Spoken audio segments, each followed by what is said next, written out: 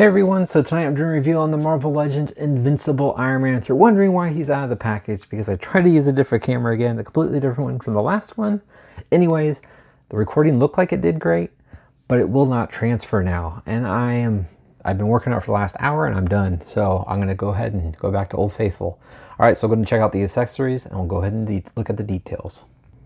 So first up, we'll go ahead and check out the blast effects. We do get some actually new colors here. So we have the white tips, the light blue actually looks really cool. Mine's got a little curly Q. And then he also comes with 2 repulsor blast hands. In the package, he has 1 repulsor blast hand on and 1 fisted hands, but since I've already fiddled with this guy, his repulsor blast hands are both off. Then he also comes with 2 gripping hands. One's already been severed and gripping now the wreaths of the Taskmaster sword with this more translucent yellow blade. Now we'll go ahead and check out Iron Man. Alright guys, now looking at Iron Man, it's actually a really cool armor. I do have some gripes, so I will go, since I've already kind of gone over this guy, I'll go ahead and show you some of my gripes. His spray on his paint on the face here, or the spray, yeah, light blue, it's kind of off on the sides here, but overall I really like the light blue with this more pearlized charcoal gunmetal gray, along with the bright, shinier silver on the face, face mask here. And he does have a little blue triangle right there, but you can see it got on the eyes a little sloppy, especially the right eye, and then a little less on the left. So at least for mine, it's a little not crazy noticeable if I kind of turn his head, but if he's looking straight on, I'm definitely going to notice that. It looks like he's winking. But then coming down the neck here, he continues with that blue paintwork kind of going through all the crevices of the suit and then the sculpt here. The arc reactor looks good. It's got a nice blemish of the white light blue all the way around with a little white in the middle, but you can see some more of that line work kind of coming around the front here. It's a little sloppy. I mean, I get it. It's hard to get in those little crevices. You can see it's been placed in here pretty well. It's more blotched on there on the sides. So it's kind of interesting how, this is all one piece. It's interesting how the paint got pretty good here and then a little messy there. Look on the arms here. You just kind of see there's the fisted hands. But yeah, just that blue. It's just hard to get in those crevices, but it does, from far distance, it looks pretty good. And then coming down the legs here, continues with that blue. The legs actually look really good compared to the rest, I would say. The legs got painted a little more cleaner. But come on, feet, focus. There we go.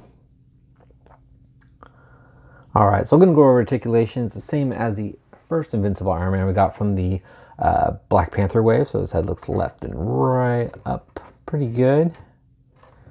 Down nice and far. Kind of got the little head bubble. Ball joints in the shoulders to move out, forward, and back and do a full 360. Upper bicep swivel, double jointed elbows. Wrist rotation, also a hinge at the wrist. He does have the ab crunch, crunches down about that much, arches back pretty far. You can see the paint continues, which is nice. Got a waist swivel, kicks up,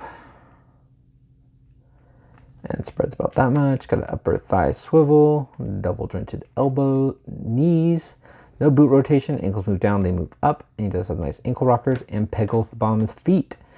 All right, so I'll go ahead and show you his interchangeable parts, and then we'll go ahead and do some comparison. So here's Iron Man with his sword. He does kind of have like a little, see, look at that. I just tap it, and he does have a loose wrist, which is a bummer. Yeah, you saw that. Here is the repulsor blast. And this is not loose. This is actually firm. So it's just more of the sculpt on that gripping hand. But overall, I think that looks pretty cool. And back to the 2 fisted hands, and we put the blasts on his feet. So that actually looks kind of cool too. You can get him in flying motion. Yes, his head's off. I want to show you guys this. This is my complaint. So here he is next to the Black Panther wave Invincible Iron Man. I don't know if you guys can see this. I hope you guys can tell the difference. But the peg on the red Iron Man is actually a little smaller. So if you look, it's a tidbit smaller, because when I try to press the Tony Stark head on, which is from the other one, it does not stay on whatsoever. Sorry about that. But yes, it's it's got a bigger ball joint on this, the stealth one. I mean, no matter how hard I push, it's not going to go on. So that's a little frustrating. So you can see the tiny little hole compared to the ball peg. I don't understand why they would do that. So here's another good reason. You guys can kind of see what I'm talking about. You can totally tell if my camera, I'm not enjoying cameras today. Oh, stupid light. Sorry. But trust me, the ball pegs are different sizes. So you can kind of see. So I don't get that. I really don't. I don't understand why Hasbro would do that. If you have two, especially these guys are not that far, they're the same body mold. So here's the comparison. Same exact figure, yet you change the ball peg and the head. I don't understand that whatsoever. It's a little frustrating because I like interchanging the pieces. I'm sure you guys do too. So the fact that we could have had a Tony Stark head on the more stealth looking Iron Man suit if we wanted to has been diminished unless we want to Dremel this head and then use sticky tack for the one it came with. I mean, I don't know. That's my gripe.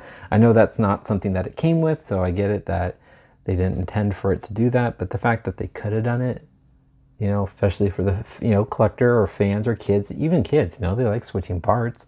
The fact that if you bought the other wave in the same Iron Man, you're a big Iron Man fan, and you can't switch the heads, I don't get it. I don't get it. But anyway, that's my review on this Iron Man. Overall, figure-wise, by himself, besides that interchanging part, I think he looks really cool. I like the interchangeable hands. He has 2 extra sets. I like the blast effects. The sword, I could care less about, honestly. The paint's a little sloppy on mine. Hopefully others it looks better. But from far away distance like this, you can't really tell. The eyes look white now. It just looks, it's a cool looking armor to add to our armory. So that's what kind of my things about him, because I do like Iron Man, and I do think this one does look cool. But again, why Hasbro? Why wouldn't you just use the same head peg as the last one that's the same body? It just doesn't make sense. Anyway, hope you guys enjoyed this review. Sorry it wasn't in the package when I first opened it up, and sorry I did not get a video out. Hopefully, I know it's going to come out. Actually, I'm going to get this one up late tonight. It's probably going to count as a Monday review. But anyway, hopefully I'll figure out my camera issues if you're even listening to the end of this video. Hope you guys have a great night, and I'll talk to you later. Take care. Bye.